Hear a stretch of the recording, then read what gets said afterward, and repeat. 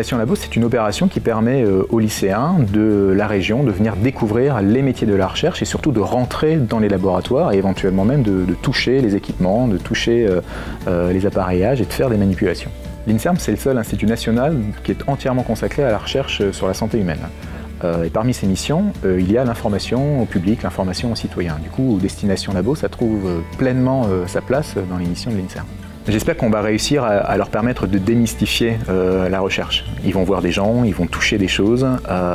J'aimerais qu'ils se disent que la recherche c'est fait par des gens comme eux, par des hommes et par des femmes qui sont passionnés par leur métier et qui ont envie de découvrir des choses. On accueille 3 classes cette année, ça représente une centaine de lycéens. Il y en a une classe qui vient ce matin, 2 classes qui seront là cet après-midi et qui vont enchaîner les visites sur les ateliers. Ils vont passer d'un atelier à l'autre en rencontrant des gens différents et en voyant à chaque fois une thématique de recherche différente.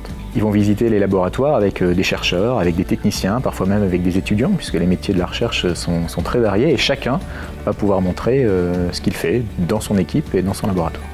Aujourd'hui, on va proposer aux lycéens une quinzaine d'ateliers différents. Ils vont toucher des appareillages de pointe, ils vont manipuler des pipettes, ils vont voir des expériences, des migrations de gel, ils vont voir des choses très concrètes. Donc ils vont appréhender le domaine de la biologie moléculaire, par exemple, à travers des migrations de gel. Ils vont faire de l'histologie grâce à un outil très particulier qui est un microdissecteur laser. Ils vont voir des expériences sur la mémoire, d'autres sur le comportement. Ils vont appréhender le rôle de la glie, parce qu'on parle toujours des neurones dans le système nerveux central, mais il n'y a pas que les neurones.